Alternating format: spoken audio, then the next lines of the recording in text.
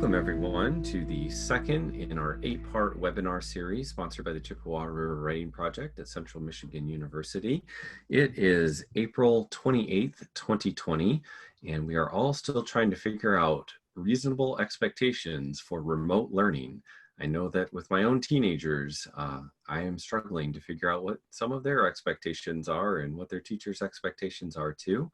And I'm really looking forward to having all of you here today to engage in this conversation. So again, we are presenting this series of webinars we've called Continuity of Our Own Professional Learning. We're doing them every Tuesday from now through June at 4 p.m. And obviously you know that because you're here, so thank you. And I have heard from a few people that they were getting bounce backs or they weren't getting the Zoom invite information. I will try to make sure that that's available in other ways. And I'll be checking my email here again very soon to see if anyone else had requested more access because I wasn't able to get that to them through our Chippewa River Writing Project Gmail. Go ahead and advance to the next slide, please, Jill. And all of our archives and information will be on that Chippewa River Writing Project.org/continuity of learning. Here we are, we're in session 2, it's April 28th, and you can kind of get a sense of the overall topics that we will be discussing through the 8-part series. Also, we are working as a group here, trying to learn together and figure out what we might do this summer in terms of offering an online summer open institute for educators. And right now we've pinned it down to approximately June 15th to June 30th. We're thinking of something that would be an experience of about 36 to 40 hours of synchronous and probably a little asynchronous time. We're trying to pin down costs and sketches and things like that.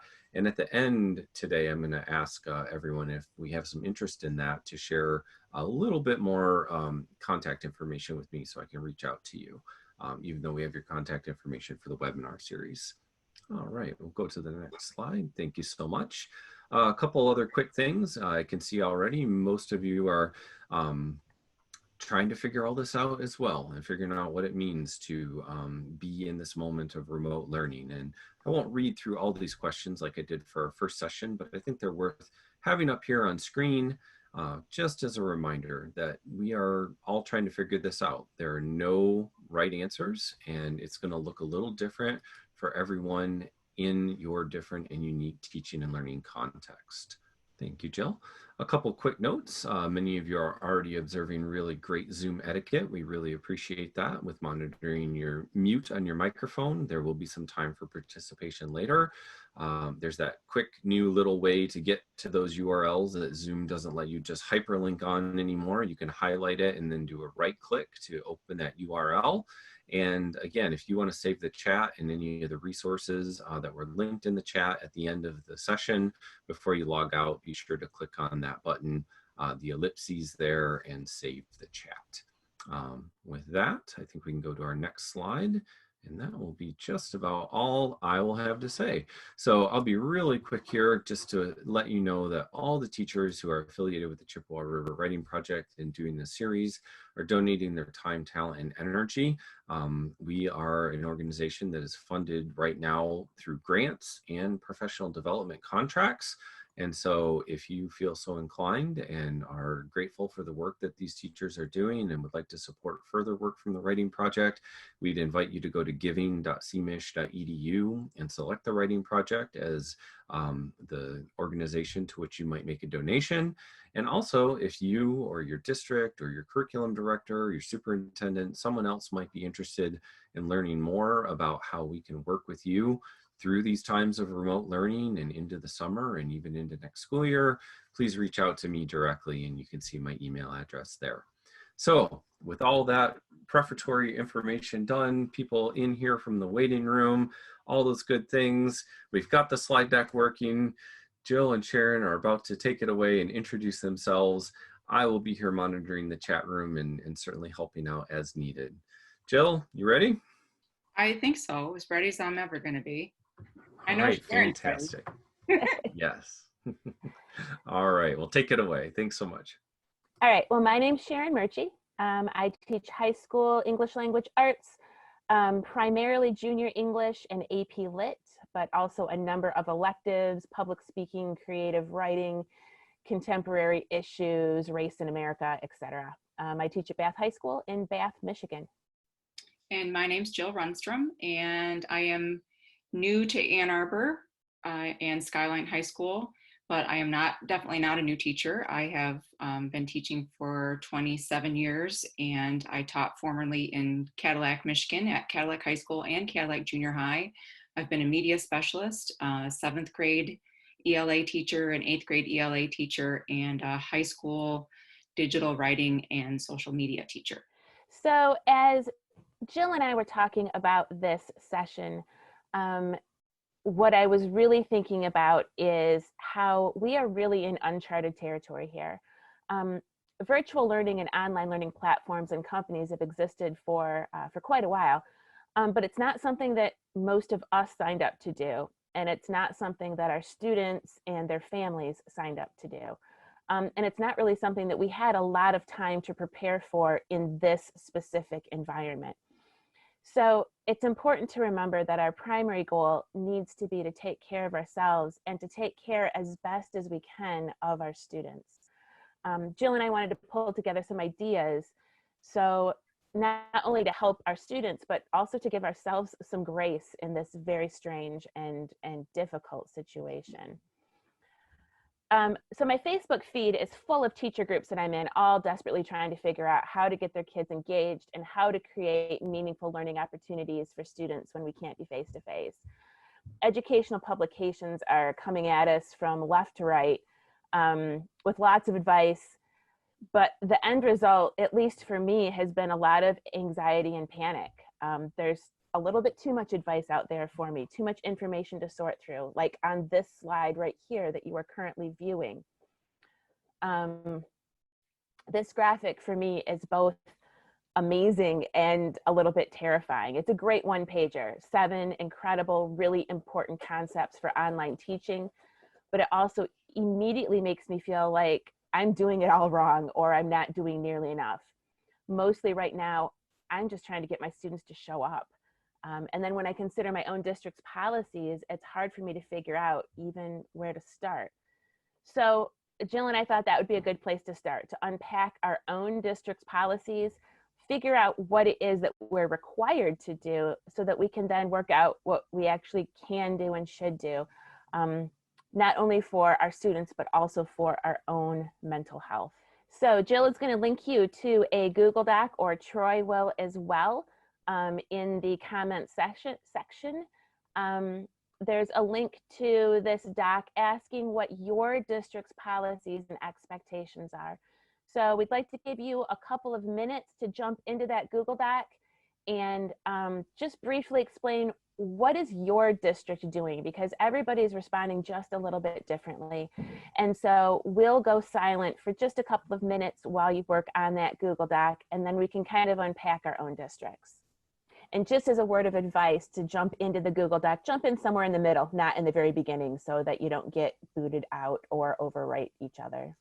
So at risk of doing the terrible thing while people are trying to write and talking over top of them, what themes are you starting to see emerge in the document that resonate with some of your experiences so far, Jill or Sharon?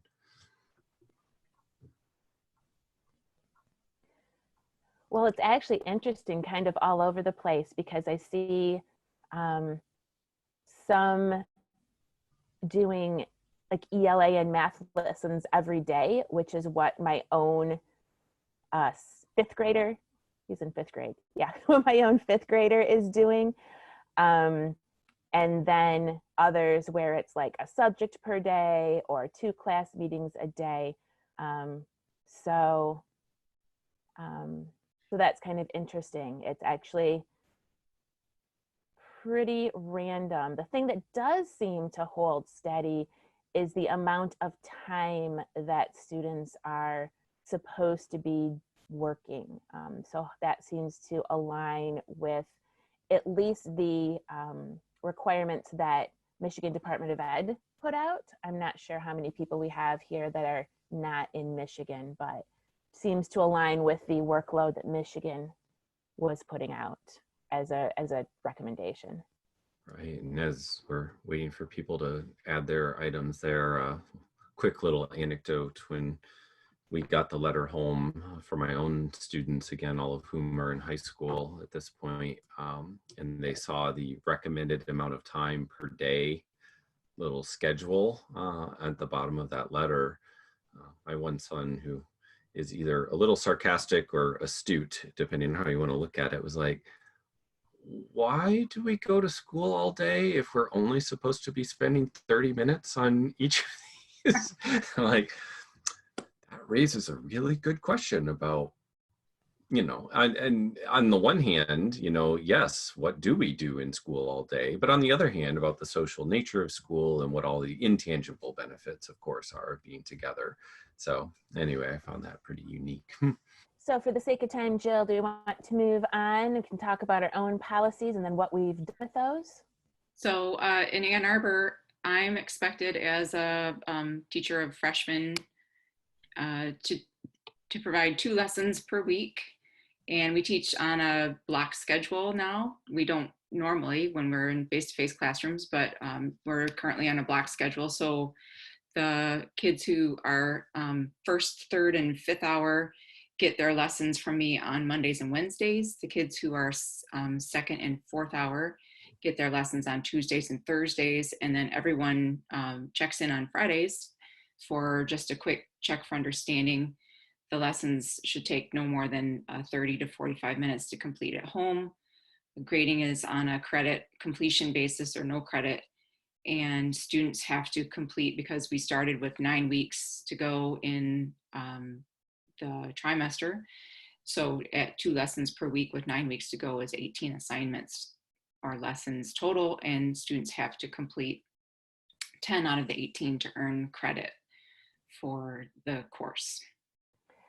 So at Bath Community Schools, where I teach, at the high school at least, I can't speak for sure about the middle school or elementary school, but at the high school, we are supposed to have 1 lesson per week. Each core subject gets a day. So Monday is math, Tuesday social studies, Wednesday is English, Thursday science, and Friday is electives. And then you can also have extension activities connected to that lesson. So the lesson itself should be 20 to 30 minutes long with some sort of interactive feature.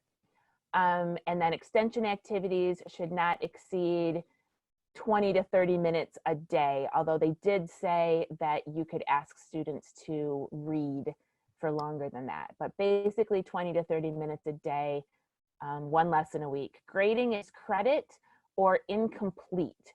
So on the transcript, it would not say no credit, it would say incomplete, but you would still have to then obviously take the course if it was a core class. A graduation requirement at some point, you'd have to retake it, but it's credit or incomplete. And then students need to actively participate for the rest of the semester to earn credit. And that's kind of a sticky point because a lot of students and parents want that defined. They want to know what the bare minimum is to actively participate. So that is still kind of in a definition situation. So the whole idea of Maslow's before Bloom's is kind of a phrase that was coined that I never really heard of before until this whole COVID crisis hit. And I feel really lucky to be working in Ann Arbor. It's been a really interesting year so far for me, just the contrast of the small rural district that I came from to working in Ann Arbor. And as this whole situation started to emerge, from the superintendent's messaging all the way down to the building level, this Maslow's before Bloom's thing kept getting repeated over and over. And it was true. They really mean that, and in my school district, for everybody. And it's really, really important for our marginalized populations. We service students from inner city Detroit and Ypsilanti schools that come to our district, but the majority of the kids that go to my school are from the northern side of Ann Arbor in a very affluent community.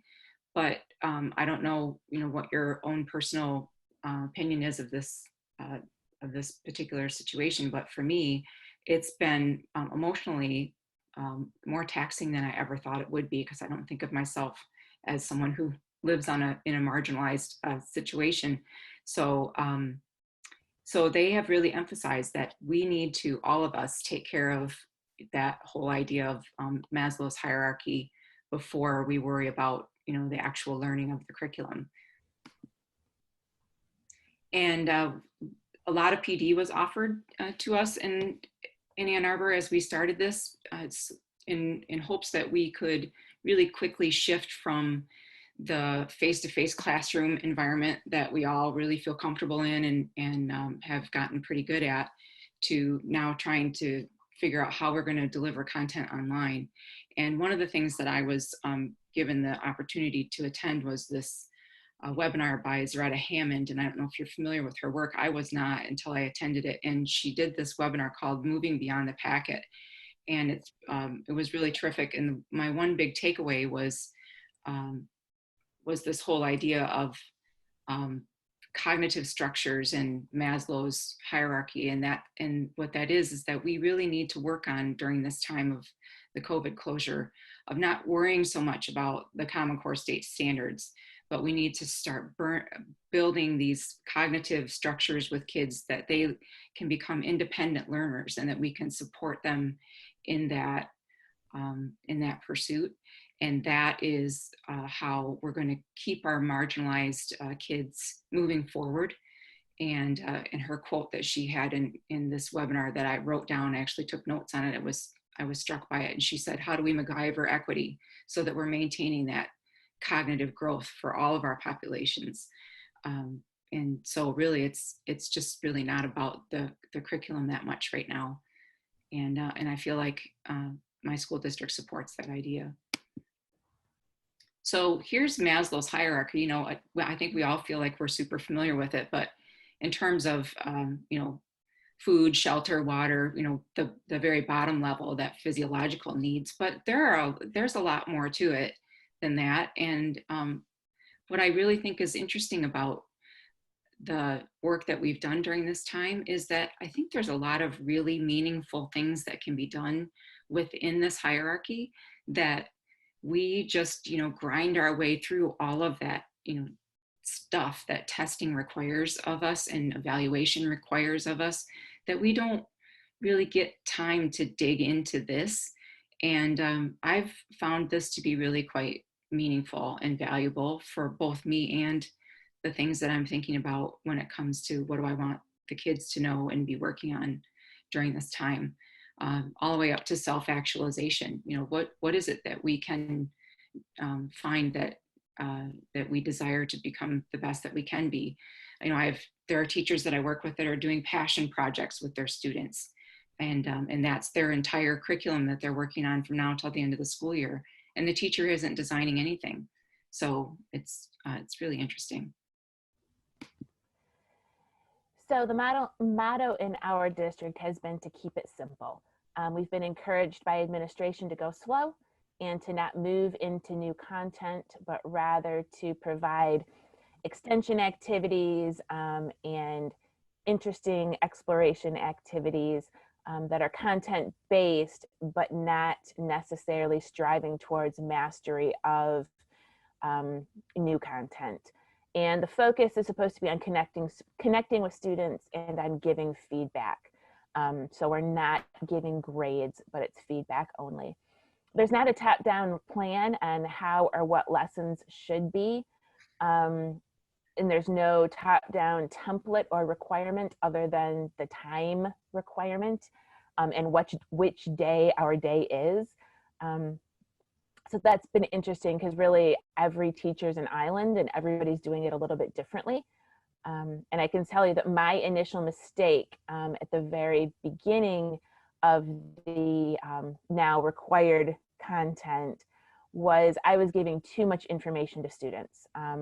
You know, I had the amount of time that they were supposed to connect down, but the way that I was trying to organize it meant that I had too many links in Google Classroom, and students weren't following the directions. It wasn't clear enough what they needed to do.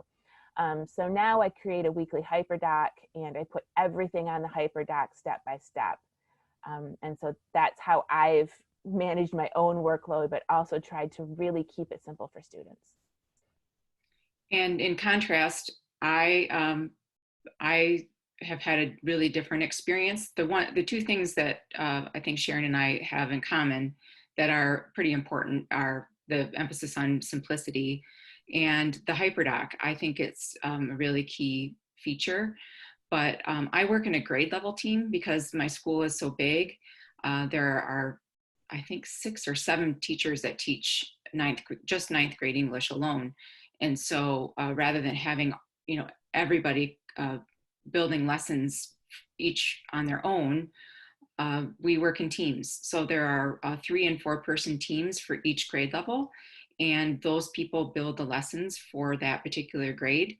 And we have Google Classrooms built for each grade level team. And then if I'm teaching more than one prep, I go to the Google Classroom for that team, grab my lessons for the week, and then I publish them in my Google Classroom. So we have to rely on each other. We have to collaborate, and we have to publish the lessons uniformly. So the HyperDock is a great tool for that.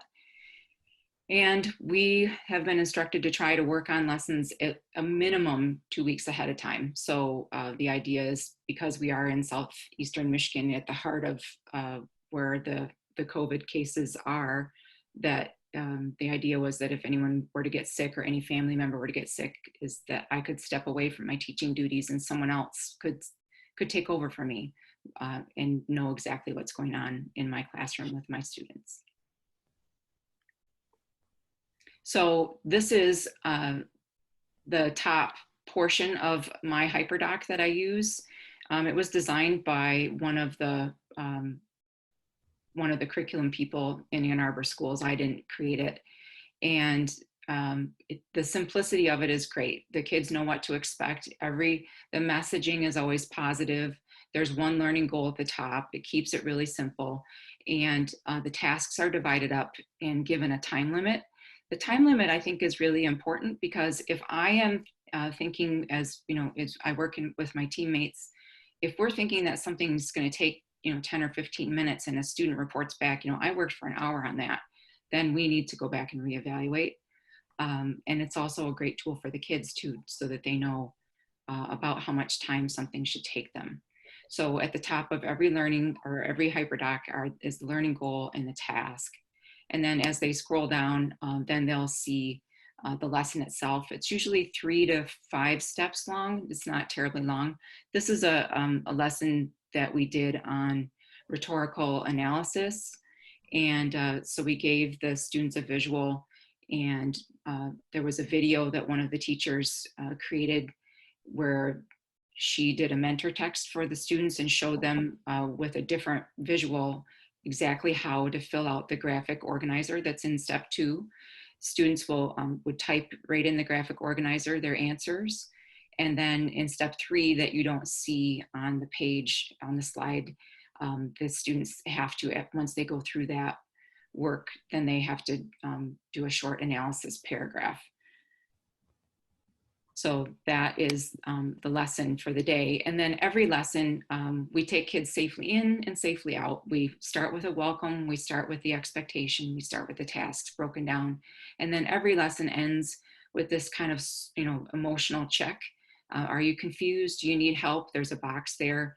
I've had kids that, told me in the first lesson things about their home life, about their, what gender they identify with or don't identify with. Different things like that. And we give them sentence stems because, quite frankly, some kids just don't really even know how to say what they want to say. So we give them some support with that too. So each lesson looks the same. So kids are now that we're in the 3rd week of it, they know what to expect. They feel familiar with it. And we've gotten good feedback as to that this is working. And then this is just a snapshot of my Google Classroom. Everything's divided up by week. So this would be the classwork stream or the classwork page. In the stream, I will put announcements like when my office hours are, or anything like if I grade or assess something and I notice a trend of something that I'm seeing in the work, I'll leave a little note for them, but they go to the classwork to find their lessons. I put a little teacher tip in there for those of you who don't know about scheduling. I schedule all my assignments for the week ahead of time. So for this week, all of the work was already loaded in and scheduled to be delivered. On Saturday, I did that. So I'm not worrying about loading content into my Google Classrooms for my 3 different Google Classrooms that I manage. I don't do that all week long. I do that one time on the weekend, and I front load it in, and you can schedule it to be delivered, because one of the things that our district mandates is that the work be available to students by 8 a.m. each day. So when a student would click on one of the lessons that says CLP lesson 1 or lesson 2, they would see the HyperDock that I showed you in the previous slides. So, right, I see what Jeremy says in the chat. They're very useful, but they take a lot of front loading. And as you can see, my HyperDock is much more simple, but I realized after that first week where I had all the resources linked separately and students kind of were all over the place with what they were doing. And so I just pulled a template off of the Google Docs templates and then just changed the color. But this is what my HyperDoc looks like. As you can see, we're still reading the Grapes of Wrath because we were on chapter 19 when we went to shut down. So had to make the decision, do we just quit at chapter 19 or do we finish? So we decided to finish. And so kind of like how Jill has kind of a I think you said carefully in and carefully out or something like that. I've tried to do the same thing. I have them fill out a Google form. That's the very first thing they do. And that Google form lets me know how they're doing, what they're doing. It also lets me check that they've actually opened the HyperDoc for the week. And then I link them to the resources. I try to make it very clear what they need to do. And then I give them a checklist of the tasks so they can go down through the checklist and know exactly what they have to do. So I am so glad that I went to this because I'm not fielding emails anymore with, I don't understand what I'm supposed to do, because it says pretty clearly right here. So if you don't know what to do or how to start and you're like, hey, this HyperDoc thing looks cool, but it's a lot of work. Here's a very simplified version. You just keep it very streamlined and just link out to your resources. And like I said, I always make sure I have a checklist at the end so that they know exactly what to do. So for me, the things that that I've really tried to focus on under that framework of keep it simple is to make sure that my instructions are very linear, very clear, concise, short directions with limited steps, and to not overwhelm with resources. I try to make sure that I only have like one techie thing that they're doing in a week.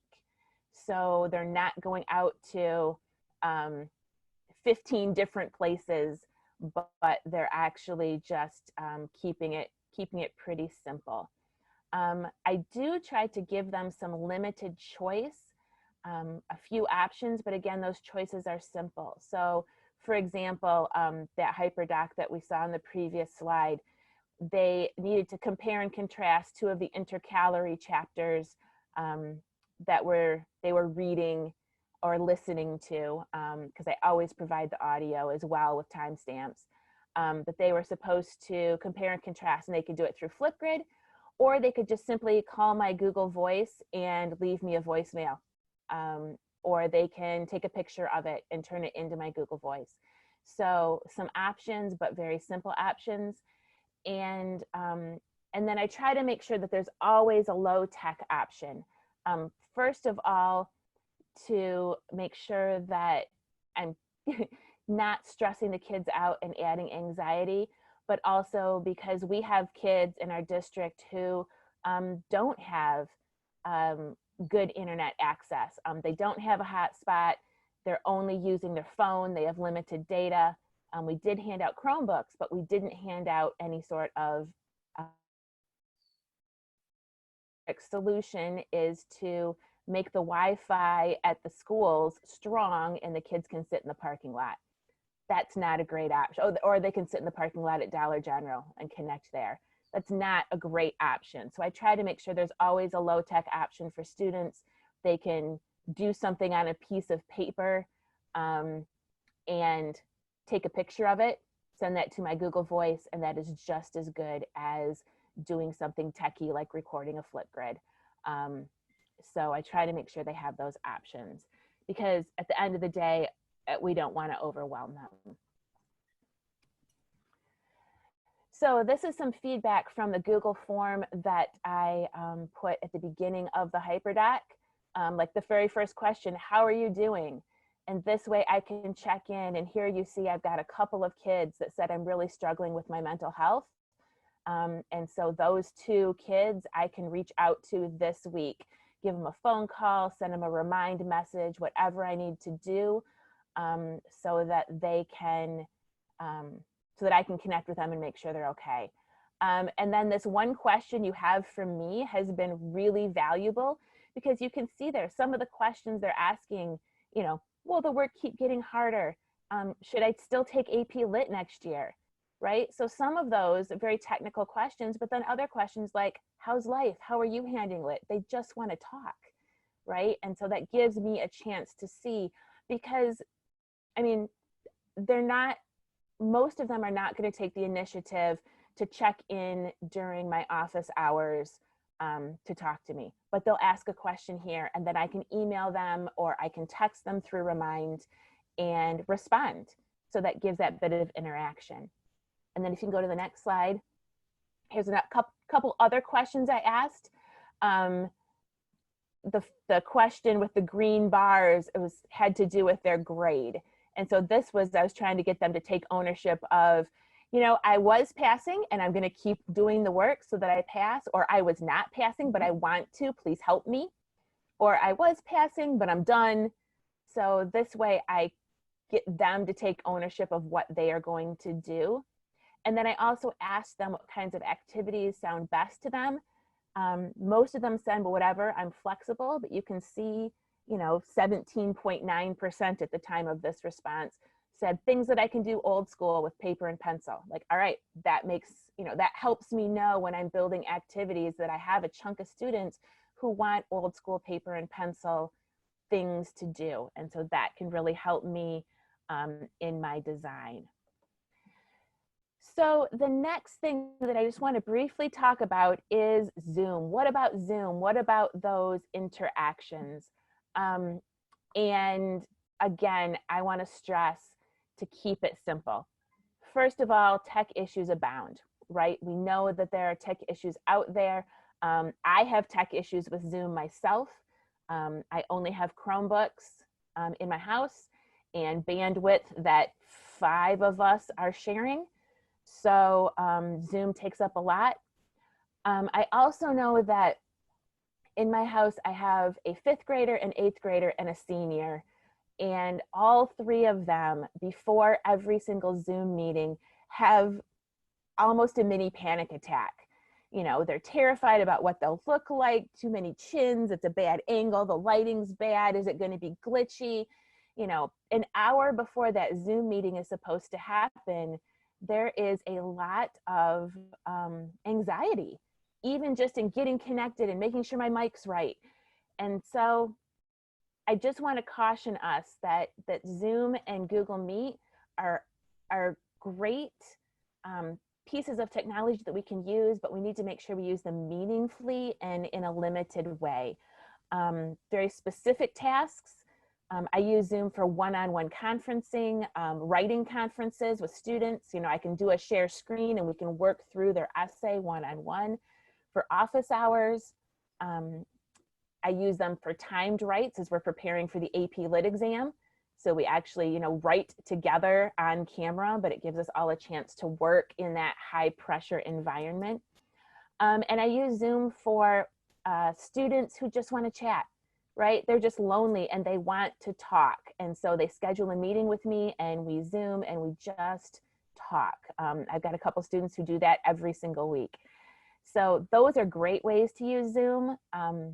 But for trying to hold a class discussion over a piece of literature, something like that, it causes a lot of stress. And so I'm always looking for other ways that aren't so tech heavy and aren't so anxiety inducing, not only for my students, but for me as well. Okay, so we have talked our whole session about how we can put Maslow before Bloom's for our students and how we design our lessons and what's appropriate for our kids. But one of the big takeaways that I have had through these weeks of being home with my family is that Maslow is really important for us as people. And I know teachers are the kind of people who put everybody first, and we put ourselves last on the list.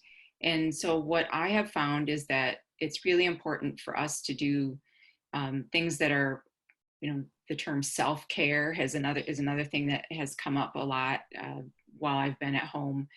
And so I made a Padlet, and if we can take a minute to go to that, if you click on the link, I put it in the chat a while back. I don't know if Troy can throw it back in the chat again. It's here. It can be anything just from this. I started to build it yesterday.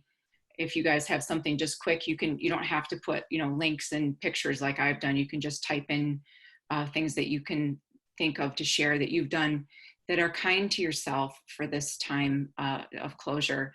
And it can just be something just really quick, like taking a break, writing in a journal, doing those kinds of things. I've shared with you a YouTube show that I tune into every week about good news that I really like. I know Sharon's probably gonna be mad at me, but I posted the link to her blog. I find her musings about the COVID closure hysterically funny. Thank you for that. Yes, I gave myself a challenge to write every day during this closure. And every time our governor extends it, I'm like, oh no, now I've got to come up with 30 more topics. But thank you. Yeah. So, and then I tried to throw in a couple other things too, if you want to know more about HyperDocs or some of the other things that we've talked about. And then I ran across an NPR article about how 9 ways that schools will look different when and if they reopen. So there's a few things in there, but if you just want to we have 12 minutes left. So we'll just take a few minutes for you guys to throw in there anything that you're doing to be kind to yourself. And while you're typing, I'll just share, I was exchanging texts with a friend just a little while ago from my former district. And I told her that since the closure, I've become a men's haircut specialist. I've become a dog groomer. I've become a face mask sewer. These are all things that I've never done before until this started. So there are lots of things that have come up for me in my life that I never thought I would do before. So, and they're all things that are kind of interesting and fun. One that I put in there is a virtual challenge. I found a virtual challenge, and it does cost, I think, $30 per challenge, although you get a medal for the $30. But it's kind of fun. It's worth it for me. I downloaded the app. I can log my miles. I get a medal at the end, and you can track how far you are in whatever virtual challenge you're on. So I decided to sign up for Hadrian's Wall since I lived in Scotland for a while. So I'm 60 miles across the 90-mile trek on my virtual challenge. And it's just fun to see. Plus it gets me outside walking every single day. So that's been great for me. My husband's been trying to promote the family walk, which the rest of us in our household we're not really big on it, but we try. Yeah, my girls and I do the family walk. The boys do not, but yes. Troy, do you have any you want to share with us? Oh, for me personally, Yeah. I've taken a playbook. I think Sharon, your mantra used to be, run every day, and mine was adapted slightly to just getting 10,000 steps every day. And I held pretty firm to that in 2019. And then when I had been doing really well from January until time of crisis, and knowing it was still cold out in March, but knowing that was an important goal, we looked at not being able to go to the gym and still being cold outside. So I treated myself to an elliptical machine, which I now use almost every day if I don't go outside. So that's been my thing. Just trying to get those 10,000 steps every day has been really important for me, and helping my kids support their passion projects as well. Someone had mentioned in the chat a child learning how to play piano, and I think that those types of things are pretty important. My one son has kind of set up a little music studio outside my office door here at home. So yeah, so lots of different things I know different people are doing, and great to see people adding to the Padlet here. In a way, maybe we're helping our students become a little more humane, helping them see that we are human too and need to learn how to manage our own stress and remain focused and productive, and yet still have time and space in our days. And I think sometimes in the hustle and bustle of school from 7:47 in the morning till 2:42 in the afternoon, that may not always happen. So great. We have some other ideas: speaking with adult children every day, learning how to use the Echo, working out in the backyard. Fantastic. Just wanted to pick up on one other thing that was going on in the chat too. People are asking, how do you ensure that students would show up for their scheduled meetings? I know for me, with both undergraduates and graduate students, both on campus and online, I switched to using You Can Book Me as a booking calendar system probably about 2 or 3 years ago.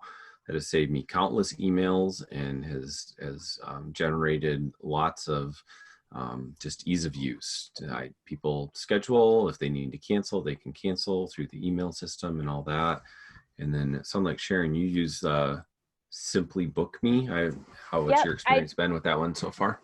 It's been pretty good. I like it. It sends me, I was just looking for a free one, and it popped up, and I get an email when they sign up, and then an email an hour before. And so that's a great reminder. And then I just send them a Zoom link at the time of the meeting. So, it's a little basic, but it works, and the students are using it. And just once a week, I send out the link again to them. And, that way they can also say what kind of conference they're looking for. So, I have do you want to talk, or do you want to do a grade conference? So I can have the resources pulled up when I send them the Zoom link, so I know exactly what it is that we're doing, and have, their essay in front of me already, or know that they really just want to, they just want to talk, or they want to talk about their grade, so I have the grade book up, so that helps. Well, I wonder, as we're kind of nearing the end here, is it appropriate now to see if anyone else would like to take the mic and add some ideas? Jill, Sharon, I don't want to cut you off, but just we've had some ideas in the chat that have bubbled up. Maybe people would have a question or two that they'd want to share.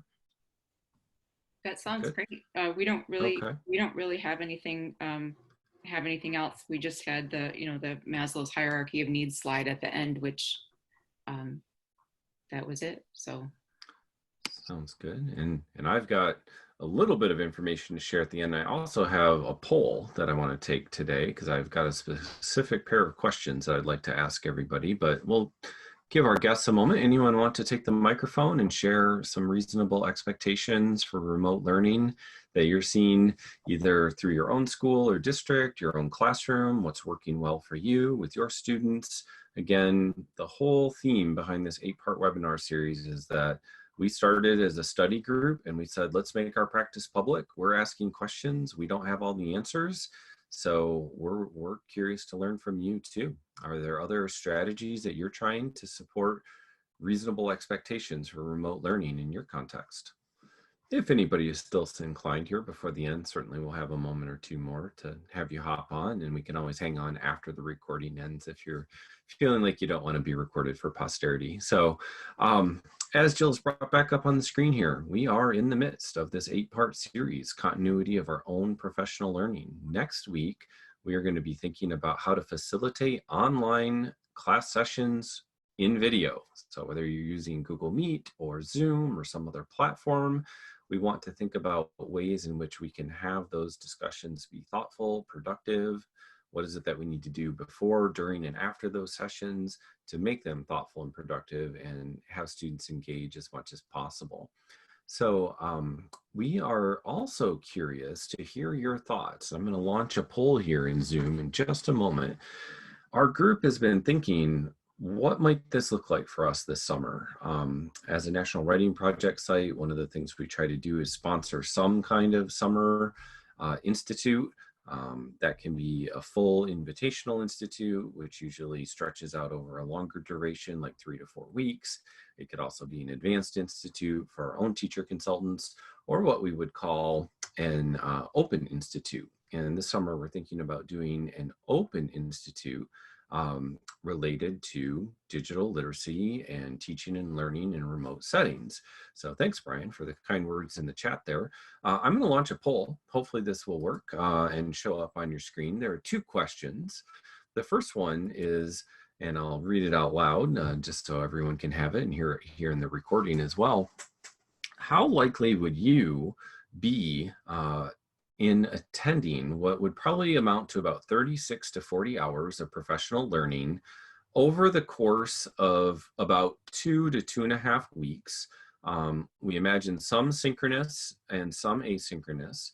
We'd have some Zoom sessions all together as a group, some smaller groups like writing groups or coaching groups. And we're thinking that we could probably do this at about a cost of around $250 to $300. So this is really just a straw poll. We're curious to know what you think about the option of possibly learning in this kind of professional setting over the summer, because through Central Michigan University, if we're to make this happen and to earn sketch credit and graduate credit and all those things, I've got to get the paperwork moving on that pretty quickly. So I'll leave the poll open for just a moment more. So again, we're in session 2 right now. Next week, we're going to come back and we're going to be talking about synchronicity in those virtual sessions, much like what we're doing right now. How do we keep students engaged and participating? And I think, yes, if you could go one more slide for me, please, Jill. I'll just remind everyone that the writing project at this point, we are funded only through grants and professional development contracts. If you see it in your heart to share the love through giving, we would certainly appreciate that, and we can use those funds to support further professional learning events.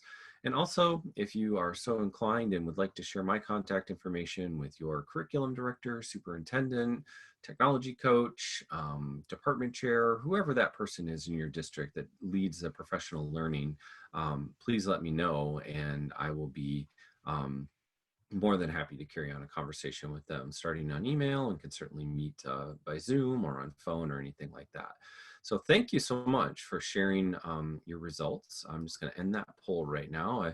I won't make all the results public, except to say that they look pretty promising. So don't want to embarrass anybody or put names out there inadvertently using the Zoom polling, but you can if you'd like that. It gives me as the facilitator now an option to post and push those results out to you, which I know is something also like tools like Nearpod and HyperDock and other things like that do as well. So maybe we'll talk a little bit more about those things next week. So so it looks like Renee, you had some success with Flipgrid over this last week. We're so glad to hear that. Thank you again for everyone for all your kind words. Closing thoughts, I guess, for you, Jill and Sharon. Next steps in remote learning. What's still on your own personal learning agenda here in the next few weeks, and thinking about how you're setting expectations for your students? So right now, I'm working on trying to contact kids who have either started strong and are falling behind, or kids that I haven't heard from at all. And while I don't, like worry and wonder too much about them, because if you did that, I don't think any of us would sleep at night. Like I keep them in the back of my mind always, but I'm trying to come up with new ways to try to reach them, to try and contact them. I joke with my the people in my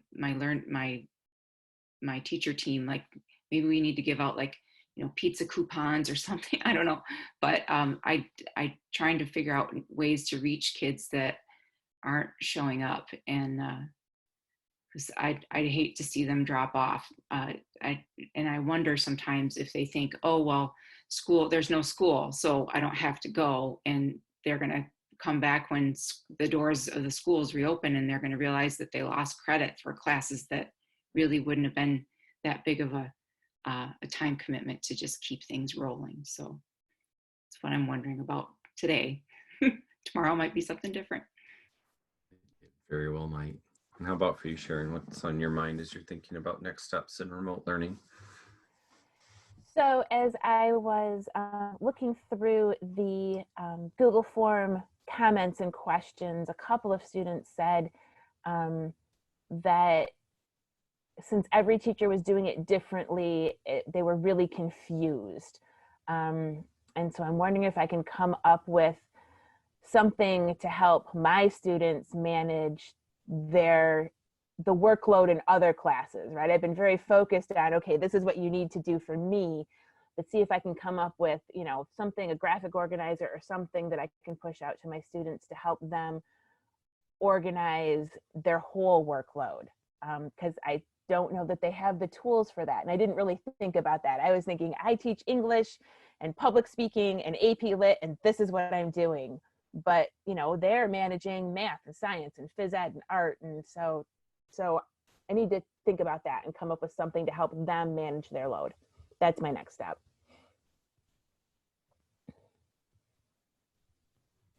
Great.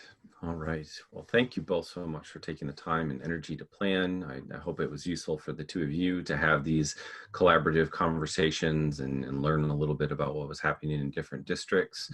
Thanks to everyone who was on here today. The logistical aspects of this is just, as we have these past 2 weeks, you'll get the link to the next Zoom session on Tuesday afternoon. And yeah, Fred raises a point here, thinking about what it is that we're going to be calling all this learning here in the near future. Is it remote? Is it distance? Is it hybrid? Is it online? Is it pandemic pedagogy? Good questions to start with, good questions to end with. Yes, as you said, triage learning. So with that, we thank you again for being here for our second session. We hope that you're able to make it for further sessions or to watch the archives of previous sessions. And with that, again, I'm Troy Hicks, and thank you for being part of this Chippewa River Writing Project webinar series, and we'll look forward to further conversations in future events.